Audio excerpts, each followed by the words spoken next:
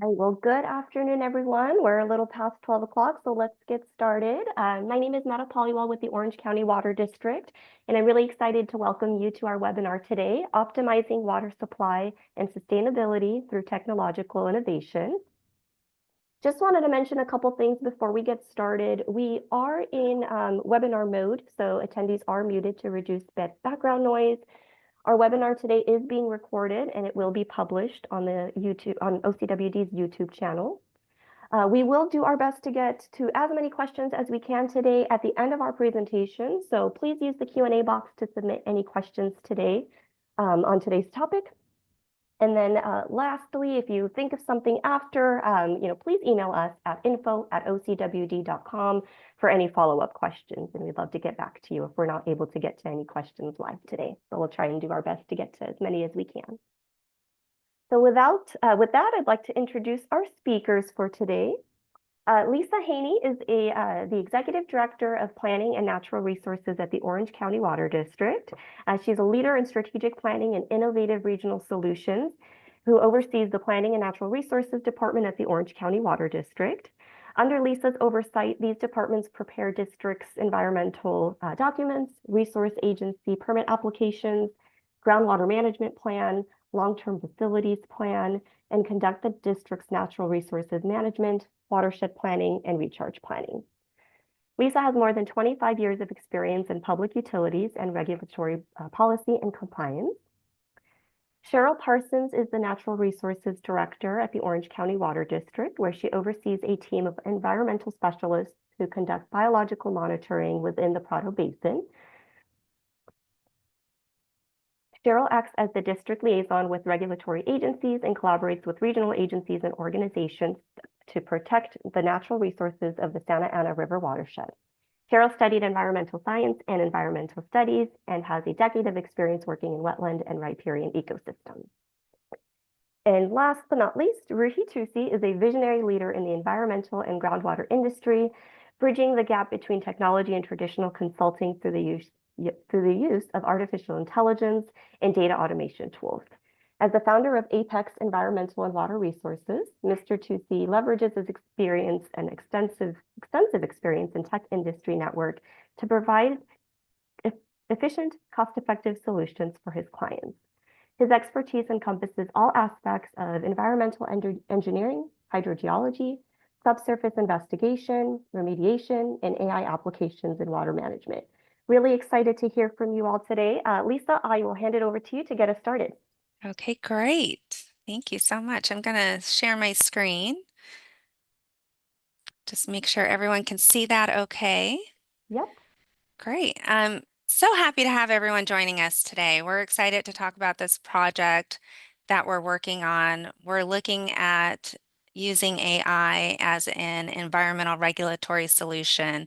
So I'm going to just kick us off at the front end, talking about Orange County briefly, what we do, what our purpose is, and how that relates to this project. And then Cheryl will go in and talk about Leesbell's Vireo.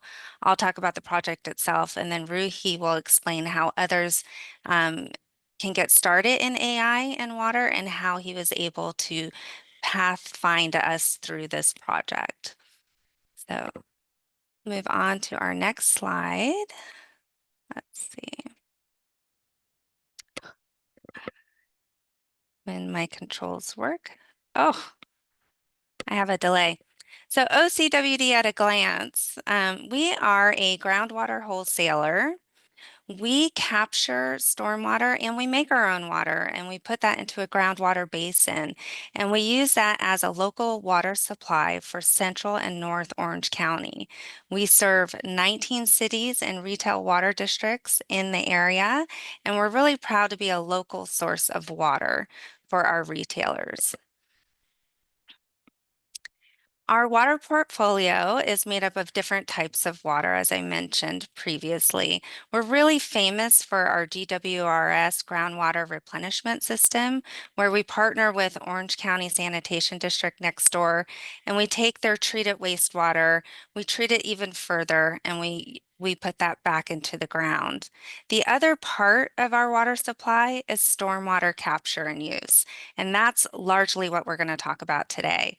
So we take flows from the Santa Ana River and from the storms and atmospheric rivers that come our way, and we capture that, and we also put that into our groundwater supply. So for everyone online, just so you know where Orange County is, we're in Southern California, and you can notice the blue square area is our groundwater basin in Orange County. We've blown it up so that you can kind of see the boundaries of our basin. And what happens is we're lucky enough to be part of the Santa Ana River watershed. This is one of the largest riversheds in California. And what happens is when it snows up in the mountains, up in Big Bear and the surrounding mountains, when that snow melts, it goes into the Santa Ana River and it flows downstream towards the ocean. Now, a lot of that water can be picked up along the way and used by others in the upper watershed for reuse or groundwater recharge or other purposes. And anything that's left over flows all the way down to Prado Dam. Prado Dam is owned and operated by the Army Corps of Engineers, and we've developed a partnership with the Army Corps over time to use Prado Dam as a stormwater capture opportunity for groundwater recharge. Originally, Prado Dam was built just for flood control, and it's nice that we've built this partnership and we work together to hold water on behind the dam and then release it at a rate that allows us to capture on the other side of the dam.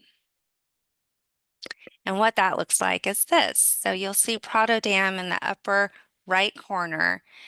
Uh, Army Corps controls the release of flow through the dam, and then it travels its way down to Anaheim, where our recharge infiltration basins exist. And we're able to move water around strategically in this area to capture as much water as possible as it arrives. Here is a cross section of what the dam looks like, and you can see what's behind the dam, which includes total flood control capacity, and that's a much greater area that can go up to 543 feet of elevation for 170,000 acre feet of water storage. So if there's a great flood, this dam is going to capture that and keep people safe. What you'll notice is way down below at 505 feet, 505 elevation, that's our small area where we get to capture stormwater or Santa Ana River flows as they come. And what you'll notice, we call that our little bathtub. It's actually quite big, but very small compared to the flood control. And we like to control that. And this is a dry dam. So the idea is not to keep water behind this dam for any length of time, but to pass that water through rather quickly, but at a rate that we can infiltrate it on the other side. And it's very important to control the rate and flow of water for impacts downstream and also be mindful of impacts upstream with storage. Now, inside this bathtub behind the dam, it just so happens there lives a wonderful endangered species called the leaf-spell's vireo. And so how we operate in storing water behind the dam is very important because we need to operate in concert with this endangered species. And I'm going to hand it over to Cheryl, who is going to explain more about our operations and how we manage this. Hey, thank you, Lisa. Let me get my screen shared for you guys. All right. Let me see. Is that sharing successfully? Can anyone give me a confirmation? Not yet. Not yet. Okay, let's try this again.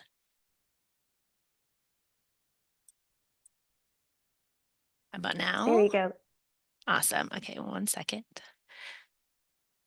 All right. Again, hi, everyone. My name is Cheryl Parsons. I'm the Natural Resources Director here at Orange County Water District, and I'll be providing a little bit of the biological and ecological background for the talk. Lisa gave a great overview of what the district's mission is, and that's really to provide reliable, high quality water supply in that cost-effective and environmentally responsible manner. And the Natural Resources Department helps with that environmentally responsible part. That means that our staff of full-time biologists provide the biological monitoring for all of the district's operations and help the district meet our environmental obligations within our operational permits. For example, the biologists pictured here, they're actually helping conduct work to help protect an endangered fish species as required by one of our permits. Though our work is performed across all OCWD facilities, the primary focus for our department is within the Prado Basin. And while that's located in Riverside County, it's an important part of the Orange County groundwater story for two reasons. The water storage capacity provided by the Prado dams that Lisa spoke about, but also the water quality improvement provided by wetlands behind the dam. We're mostly known for our Prado constructed wetlands. They're the largest constructed wetlands in Southern California.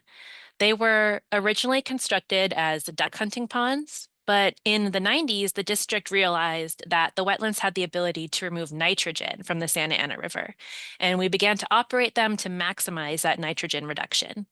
About 50% of the Santa Ana River is diverted into the wetlands, where over a course of about 8 days, set between 70 and 80% of the nitrogen is removed from the water through natural means in the wetlands, such as uptake by plants and denitrification by bacteria.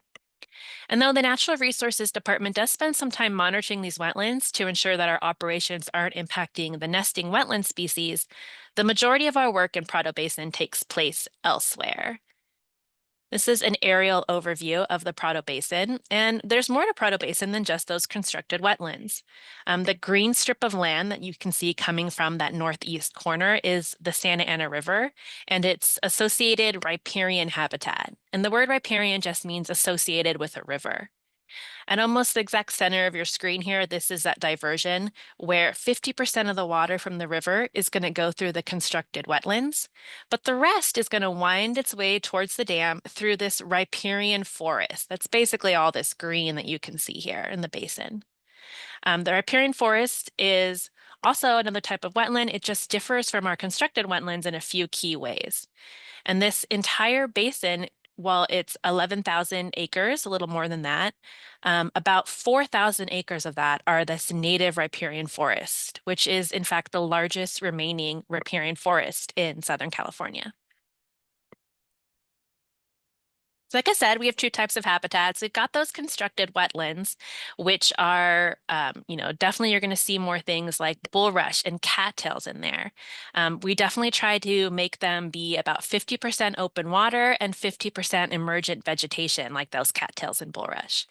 And this open water is very attractive to waterfowl like ducks, while the cattails do attract some songbirds like this red-winged blackbird you see here. The more riparian wetlands, though, they have more vegetation like tree and shrub-like vegetation, like willows and mulefat that you'll see in these pictures over here on the right. And that's the preferred habitat of this little gray guy that Lisa mentioned, our endangered species, the least-bell's vireo, who is really the focus of our biological work behind Prado Dam. Least-bell's vireo is a small gray songbird whose preferred habitat is, like I said, that riparian habitat behind the dam, the mulefat and the willows. It was listed as endangered in 1986, and the main causes of that were habitat loss, mostly the decline of its preferred nesting species, and impact of invasive species such as the brown-headed cowbird. Now, the brown-headed cowbird is what's known as a brood parasite. It lays its eggs in the nest of other birds and lets the host species raise the young for them. That's what you can see in that far right picture over here. The eggs are going to be larger than the host species eggs, and the chicks that hatch from them are also larger. So they will outcompete the native species chicks for food and even physically remove the eggs and chicks from the nest. And both of these threats, habitat loss and parasitism by the brown-headed cowbird, were present behind Prado Dam back in the 1980s.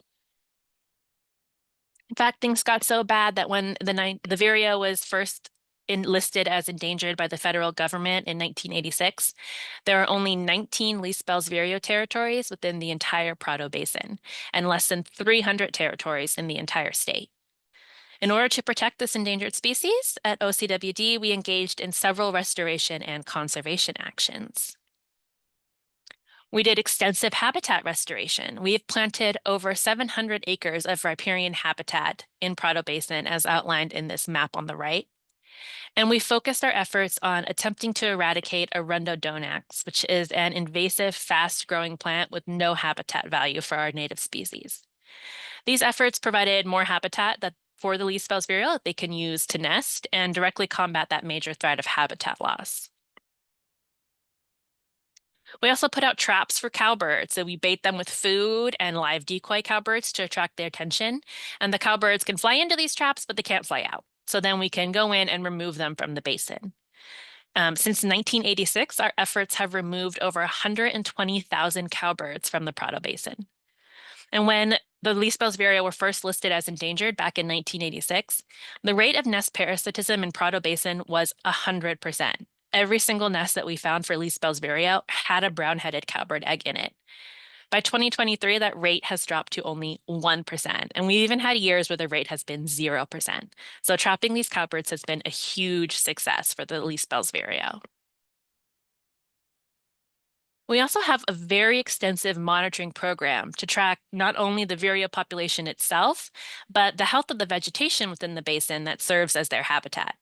On the left, you can see a map of all the vireo that have been detected in Prado Basin over one nesting season.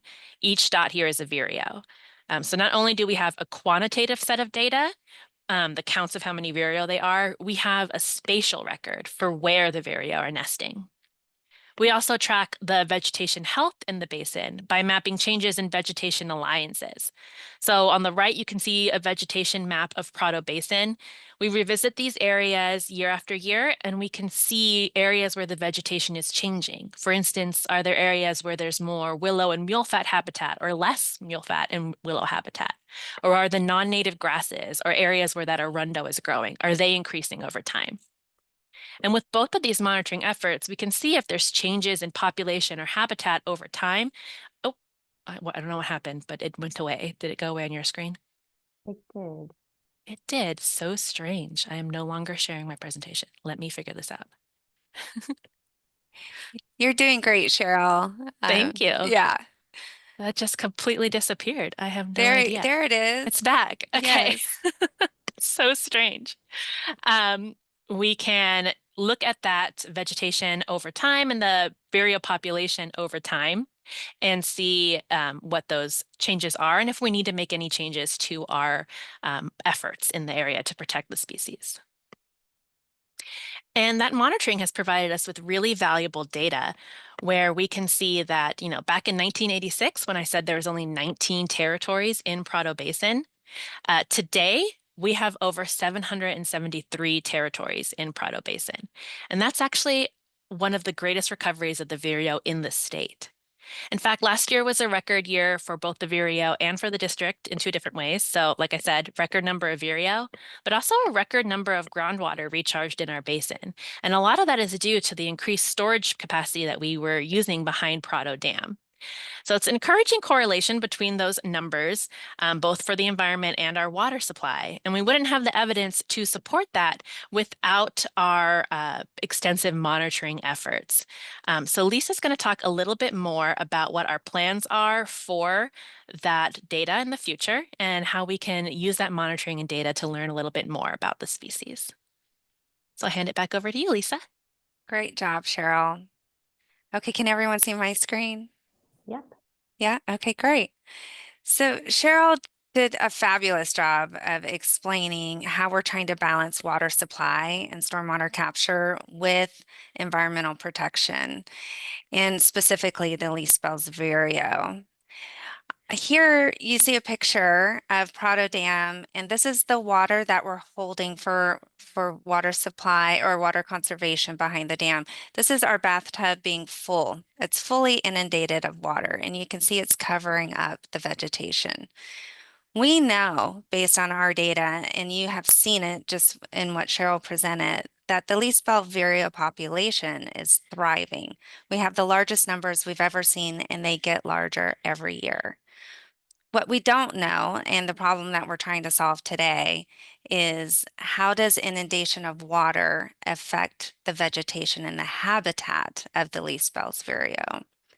We have done vegetation mapping. We know how the vegetation is changing, but we don't know if inundation harms plants over time. And that's what we want to investigate. And we want to know and quantify if that is happening behind Prado, and if it is happening, where it's happening, and to what degree.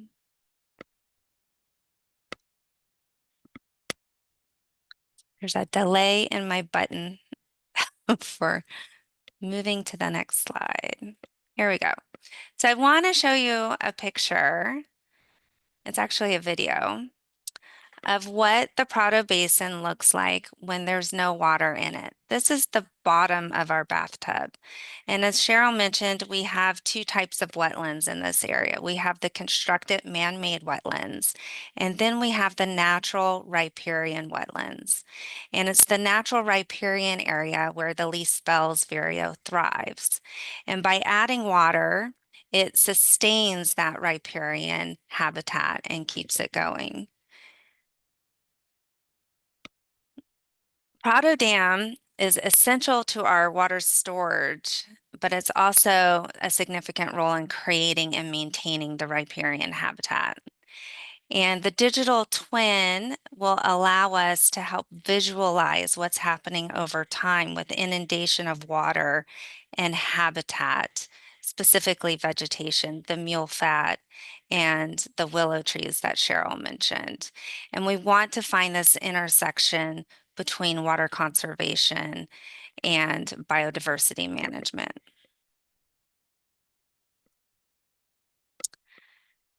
So why we're here, why we're using AI and digital twins to help us is because we have regulatory requirements. We are not just partners with the Army Corps of Engineers, but we are partners with our regulators and with U.S. Fish and Wildlife. And we need to all work together, all three of us, to manage the water behind Prado for flood control, for water conservation, and for habitat health. And we've been doing vegetation monitoring, but we have not been able to adequately answer the question, is inundation affecting habitat? We also want to know if it is it the holding of water that's hindering any habitat? And is it flood control versus water conservation? Because we have to separate out those practices as well. And we have decades worth of data that we can plug in, and hopefully AI can find correlations if it's due to flood control, if it's due to inundation, if it's happening at all, or if it's due to maybe minimal groundwater supply in certain areas, which we know is happening at certain corners. And it'll help us understand and visualize the interactions. The reason why we need to know what's happening historically is so that we can make informed decisions about how we're managing the area, and that the Army Corps of Engineers, U.S. Fish and Wildlife, and California Fish and Wildlife, and OCWD can come together and see the patterns, understand the correlations, and then make decisions for the future. Every year, we compile our data, we put it in an annual report, and we send it, to our regulators. I'm not sure that that's always the best way to convey or tell our story. And so I think a digital twin with animation will help better understand what we're seeing over multiple years and decades of time, and be able to specifically quantify with data-driven metrics exactly what's happening rather than kind of guessing. So that's the purpose of this study, is to quantify, correlate, and visualize exactly what is happening behind Prado. So the digital twin concept is a powerful way to kind of bring real world data with virtual modeling. It will show current conditions in real time eventually once you build it. And so we're in this process of trying to build our digital twin, and it takes some time and coordination to do that. AI will help us bring all of the data inputs, not just our vegetation mapping and our Vireo mapping, but we'll be able to bring in other forms of data like weather and surface flow and groundwater um, availability. And we'll be able to see and create dashboards to understand how these are all playing in concert with one another and affecting each other, and then visualize the correlations. So we're doing this project in a specific roadmap, and Apex has been our consultant to help us kind of plan out our steps. We've broken it down into 2 phases. The first phase really is just gathering all of our data. We have our biological data that Cheryl's group collects annually, but we also have groundwater data that our hydrogeologists manage. We have GIS data that our GIS groups analyze, and then we have weather data that's outside of our agency that we like to bring in.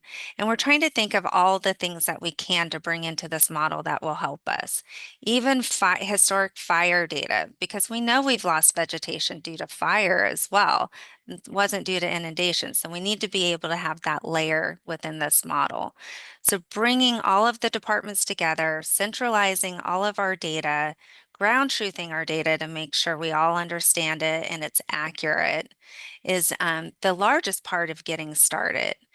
And then the first phase will come up with a visualization prototype of what the final digital twin would look like. And really, a big part of this process has been bringing in all of the stakeholders and the data that they have available as well. So we need to understand what everyone's wishes are for this project and get those questions built into the scope of this work. So with U.S. Fish and Wildlife, we started at the very beginning saying, what are the questions that we want to ask? What do we want to know? What do we want to get out of this model? What do you need to know for us to store water and feel comfortable with that? So we came up with a list of about 20 different questions that we're really hoping to have an understanding of. This initial phase will help us understand where our data gaps might be, because maybe we're not measuring the right things, or maybe we don't have enough information for all the parameters. And this is what we'll find out in this first stage. The second stage is also the first stage is to look at historic data and trends and correlations and just figure out historically what's been happening. We know the Vireo are improving. We suspect that's because we're creating more habitat because there's more water, but we need to prove that with metrics and with correlations. The second phase is the exciting phase, which is after we've done the machine learning, we've taught it about the history and the past, it can then start predicting the future. So if we want it to conserve more water, hold more water behind the dam, what would it predict would be some of the effects? Would it cause more harm? Would it cause greater habitat? Would it help increase the populations of Vireo?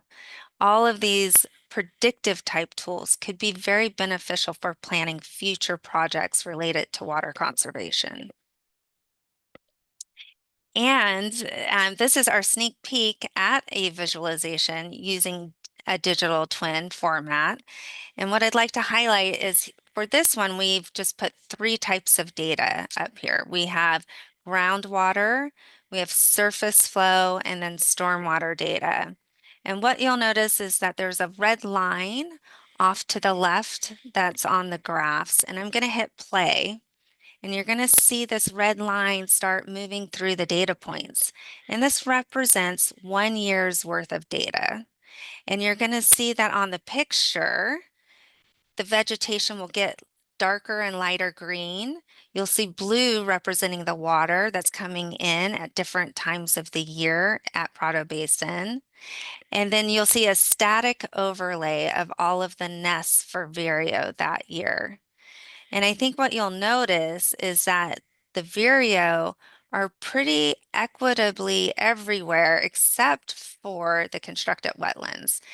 They don't live in open water environments, which is what the constructed wetlands is. They live in that riparian forest area, which is another type of wetlands, and they're thriving in that area. So one of the only things that we can think of that we might see effects is closest to the dam is the area where the most inundation is occurring for the longest period of time. So we would suspect if there's any effects, they would be there. Because again, we're not holding water for long periods of time. The idea is to have that water move through the system pretty quickly. So I'd like to turn it over to Ruhi, who's going to explain how he helped roadmap us into this project, how he helped us gather our data and move us forward, and then what the next steps are for the digital twin process. Thank you, Lisa. Allow me to share my screen real quick. Actually, I think I want to do.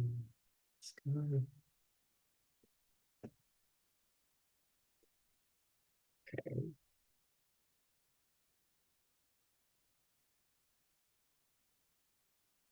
Looks great, Ruhi. Perfect. Okay, I got it to work. Oh, wait. Now you're, I think, on your notes. Oh. Let me see. You had it right. Do the one more. Yep, that one. Perfect. Perfect. Great job. Awesome. Yeah, well, thank you, Lisa, for setting up the stage for the project. We're really honored to be partnering with Orange County on this very innovative project, and kudos to Orange County for their recognition of AI and the power of AI and being the leader in this realm. As Lisa said, we are thinking of ourselves as a consultant to help be partner with water agencies and help them navigate this uncharted territory of AI and digitization. Before I get more into the details of the project and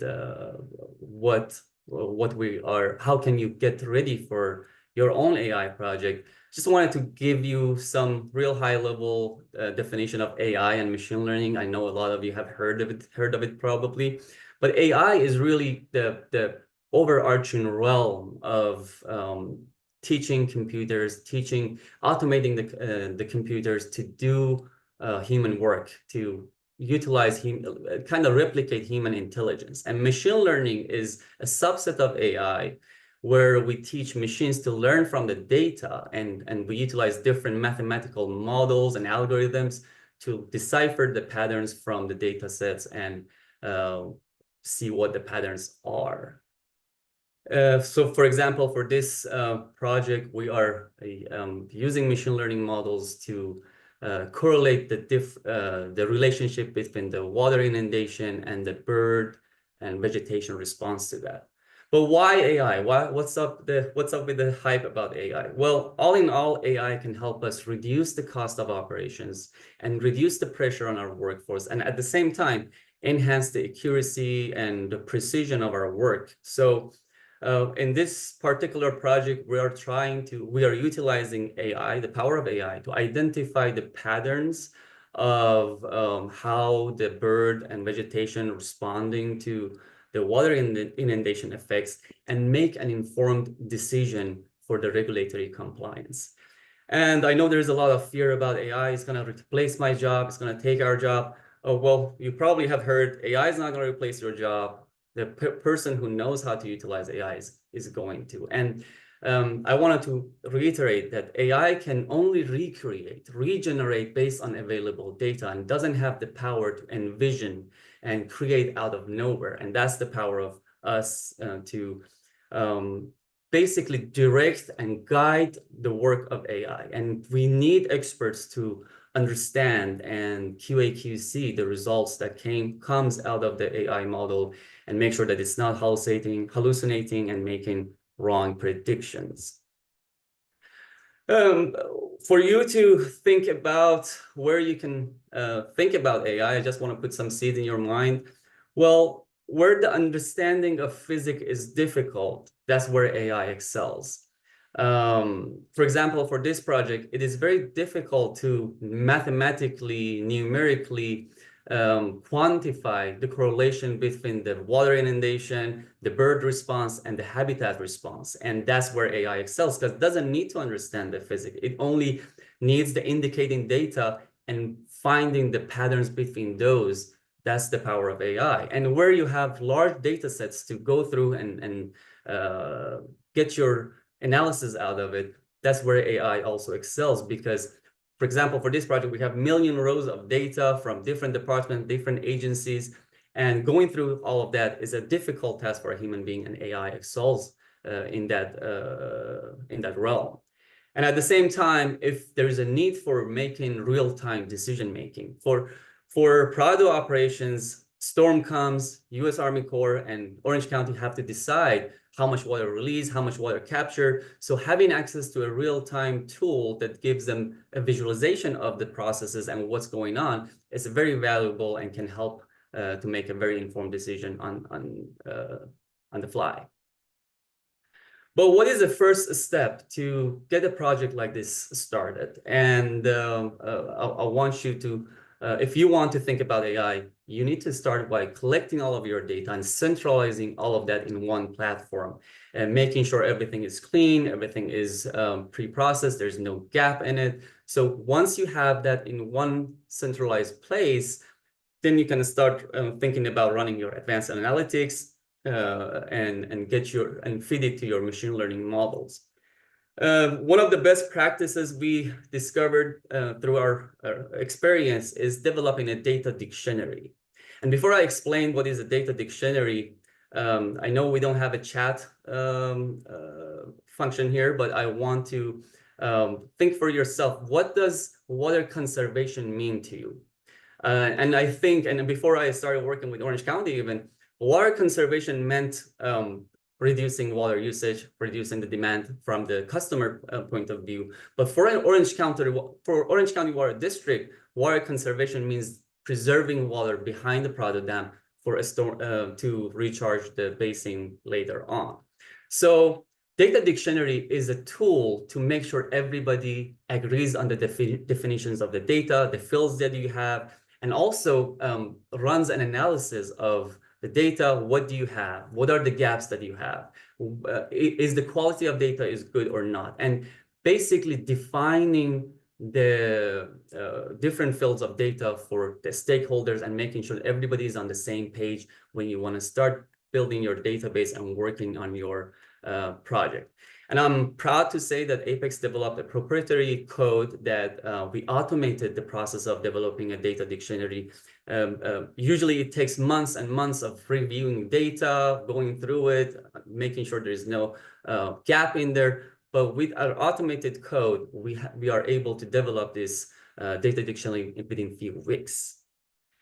And for the Prado project, we had to, as Lisa mentioned, we had to get data from different departments, from different agencies, centralize those in one platform, making sure everything is clean, and also supply the gaps from outside sources like satellite data that we supplied from Copernicus, European satellite flies, and some nearby studies that could be relating to our project. So it is very important for you to start thinking what data sets you have, how can you supply those, and how can you centralize those in one platform for future analysis.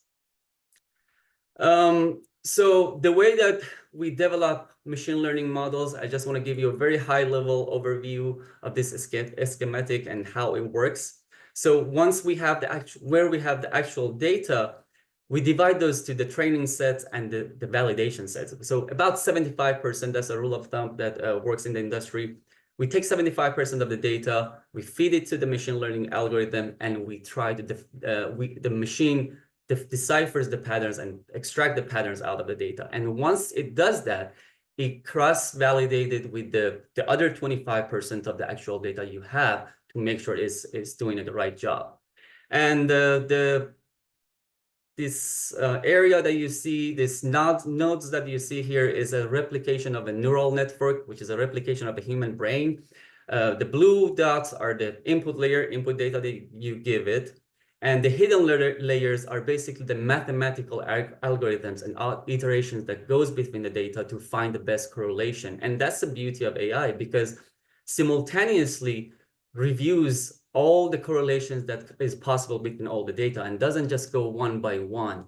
And that's the beauty and the power of AI. And once the analysis is done, you can get output in different formats and your desired format for your user to make the decision out of it.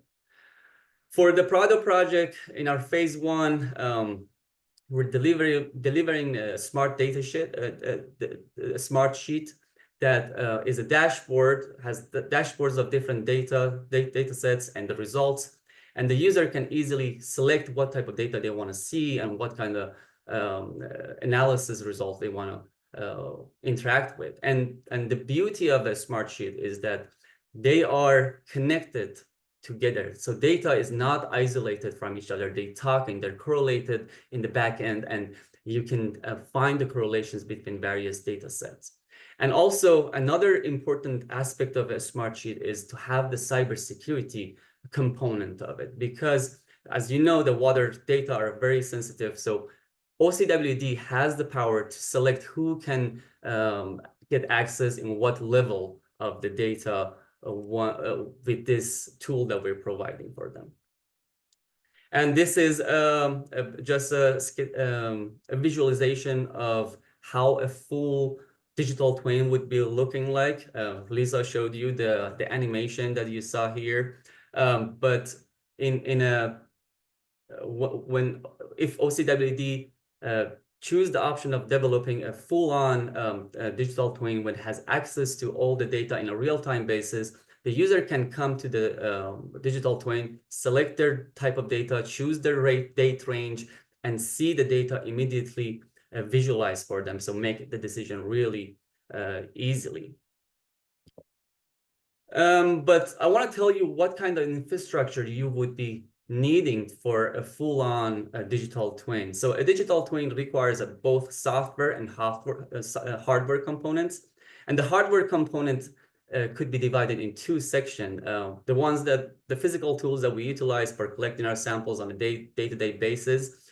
But that data could be connected to the cloud database through Internet of Things, IoT. You probably heard that term. Through sensors, through SCADA systems, and through APIs of different external sources, you can collect all of these data in one centralized cloud database and transfer those, download those in your platform, the software component of the digital twin, and have access to dashboards and different results that you want to get out of it. And this is, again, a picture of a full-on digital twin with different dashboards. You can easily select what type of data you want to look at it and make your decision right away. And of course, Orange County is utilizing AI and digital twin for a regulatory compliance issue, but there's endless opportunities for AI and applying that to the water utilities. And there are some examples here, but of course, I'll be happy to share and consult with you. And if you have any questions, you can feel free to contact me at ruhi@apexewr.com. But also, we had a couple of workshops where we helped water managers develop their own AI action plan, AI roadmap with their existing challenges and based on with power of AI. Actually, we're using a generative AI. So if you would like to know more, feel free to scan these QR codes or contact me. I'll be happy to provide you those recordings. And it is really a privilege for us to be working with Orange County on this innovative project. And thank you for listening to me.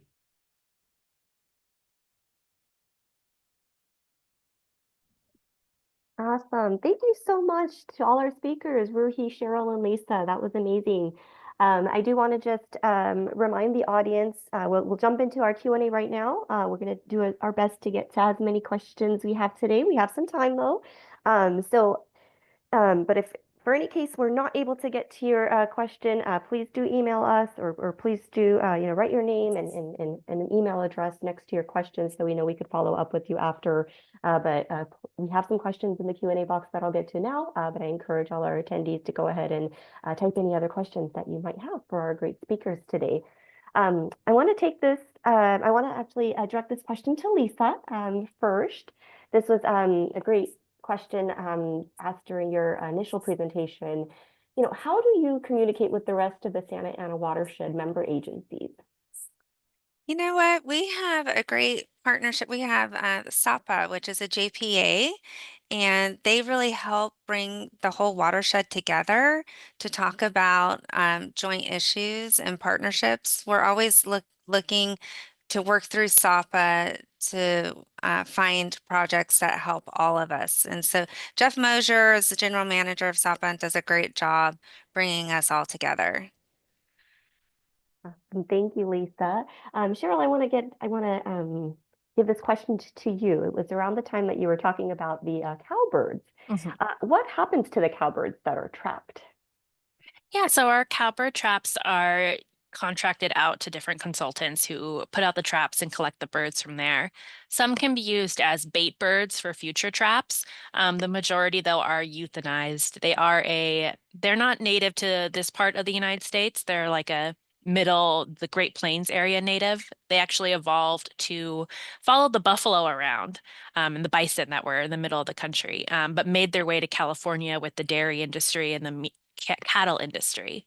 But the species that are around here, the native bird species, haven't evolved to, deal with those cowbirds. So, yeah, unfortunately, they are euthanized so that we can protect our native species. Thank you, Cheryl. Are you seeing patterns like a surface water elevation at which if the flooding is greater than the elevation, that you see a decrease in the least Bell's Vireo population? I think that's something that we're really looking for this data to show us.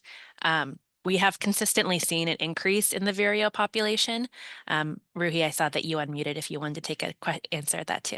No, you said it perfectly that we're trying to get the answer, but in the initial results that we looked at it in the historical patterns, where there was actually high storm and high level of water, we saw high population of birds. So the initial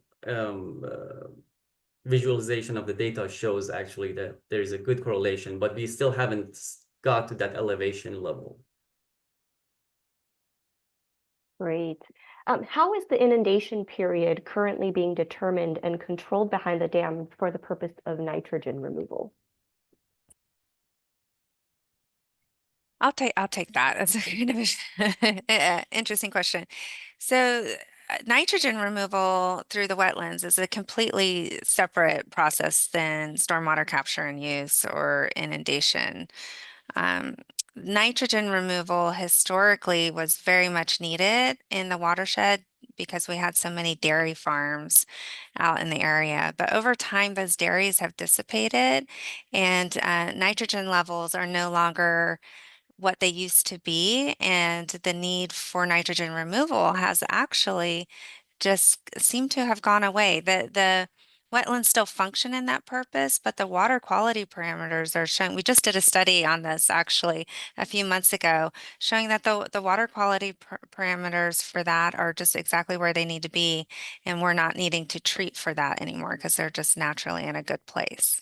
So that is a separate activity from any kind of water capture or storage. Thanks for clarifying that, Lisa. We're going to jump to a couple questions on AI. Since AI is trained by past or existing data, with climate change and extreme weather conditions, how can you handle these extreme events and situations with AI? Beautiful question. And I think Lisa can speak to it more, but Orange County Water District is actually doing a lot of work on weather prediction and through the Vireo program that they have. So that component is going to be added to the future prediction that we're going to do. So the climate change is actually going to play a role in the decision making when the tool is fully developed. Absolutely. So we're using AI actually in two different projects. Like Ruhi just mentioned, we're using AI tools also in our Vireo project, which is forecast informed reservoir operations. We're working with Scripps Institute of Oceanography. They have a group called CW3E, which is building AI weather forecasting tools that are showing to be better predictions of storm events in local areas than what NOAA has been able to do historically. And that allows us to better start managing our water and where it's placed. So our recharge basins below the dam have many different areas where we can move and store water. So if we know a storm is coming and we've got a few days or a few hours, it helps our operators know exactly when and where to move that water to make room so that we can start capturing the next storm that's coming. And so this is a great way where we're using AI in two different capacities to enhance our stormwater capture and use. And it'll be great to start integrating that into the digital twin concept too. Great. And for the purpose of the digital twin concept that was presented today, Ruhi, I believe this question is for you. Do you, and I believe you touched on it, but if you'd like to elaborate further, do you use a commercial AI model or did you develop it on your own?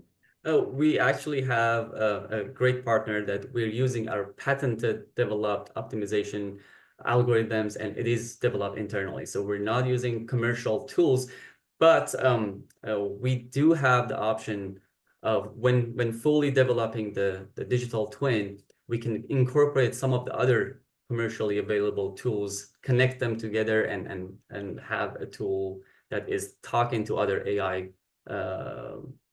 platforms, basically. And speaking of AI, does the AI address the atmospheric rivers increases in intensity and the narrow width of the atmospheric rivers? Or can you speak a little bit about the level of detail that that this technology can, can tell us? So I'll take that, and Ruhi, you can add on if you'd like. So again, we're using CW3E's AI atmospheric tool development. We're using that now to better predict when the AI atmospheric rivers are coming in. So the goal is we're partnering with them and in this digital twin effort. So they're going to be putting their AI models into this digital twin to help predict the future. That would be part of the phase 2 component of this project. So right now we're looking at historic trends in phase 1, and we're looking at weather and historic weather patterns. And then we're looking at how that's been changing over time. And then AI can kind of look at the past and help predict what might be happening in the future. And then when it's linked with another AI for weather, it'll become even more powerful. Rui, do you want to add on to that? No, because that's what the CW3E is doing, Yeah. and we can speak to it better. Okay, great. Thanks, Lisa. And Lisa, I'd like to ask you, can you remind us how long does the water stay behind the dam? And you had spoke earlier about kind of levels, what levels we should be at. And so we'd like just a reminder on that. Sure. So Prado Dam, you can kind of think of it like a cornucopia. It's like an elevated bathtub where the dam is the lowest in elevation, and as you go behind the dam, it increases in elevation. So your bathtub isn't even, right? It's kind of high at one end and low at one end. And the dam is a dry dam. It's meant to be dry. It's only ever holding water when there's storms coming through. So you have river flow that's coming through, and that's just being passed through regularly. But when a storm comes, it depends on the intensity and volume of the storm for how much water is going to be captured behind the dam. So if it's a small storm, it'll be captured for a few days and released. If it's a very large storm, it might be captured for a few weeks instead of days, right? Because it'll take that long to move that water through at a flow rate that is safe enough for the downstream environment and for for people and structures who also live downstream. So, it's really important to manage that flow that is safe for both environment and people. So it really just depends on the storm, I guess is what I'm trying to say. It can go from days to a few weeks, but the idea is to move it out as quickly as possible. Thanks, Lisa. And speaking of storms, with the recent years where we've had some large rainfall years, has that increased precipitation shown an increase or decrease of the endangered species out at Prado? Yeah, so actually our last 2 years have been, really high rainfall years for this area, and they've actually been the two highest years on record for the least spells Vireo. So like I said, this year was 773 territories we're thinking. And then last year was 714, which was the record at the time. So yeah, with more rainfall, we are seeing that there's been definitely more of the Vireo nesting in the area. That's great. And we do have a question here. It's kind of a long question. I will ask our panelists to maybe check the Q&A box to make sure I'm getting this question right. But is the regulatory driver for the monitoring from the BO that was issued to OCWD for the operations of the recharge basins? And how long is OCWD committed to monitoring for a certain period of time? Yeah, so the monitoring requirement does come from a BO, a biological opinion from the U.S. Fish and Wildlife Service, but it actually isn't for the operation of the recharge basins or the constructed wetlands. It's related to the water conservation efforts behind the dam. So it's related to that water storage capacity. And then the second part of that question was how long are we? So as long as we're holding water behind there, we're monitoring for that Vireo. Yeah. That's great. Thank you. Well, I just want to ask our panelists, we have a couple minutes left. We've answered all our questions, which is great. But if you all have any closing comments that you'd like to share with the group today. I'll say that I just think this has been a really positive experience. I think it has been frustrating in the past not being able to answer questions directly for our regulators. And I think this process has kind of helped bring us together to really understand what everyone's needs are and to really figure out what are the questions that we want to answer. And then developing this project as a team, I think just helps build trust, and it's a collaboration between Army Corps, U.S. Fish and Wildlife, and OCWD.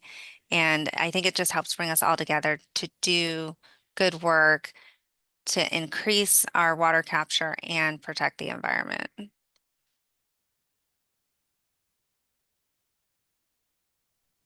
Well, Cheryl or Ruhi? Go ahead, Ruhi. Cheryl, go ahead. Oh. We're going to keep unmuting and muting ourselves. I'll go then.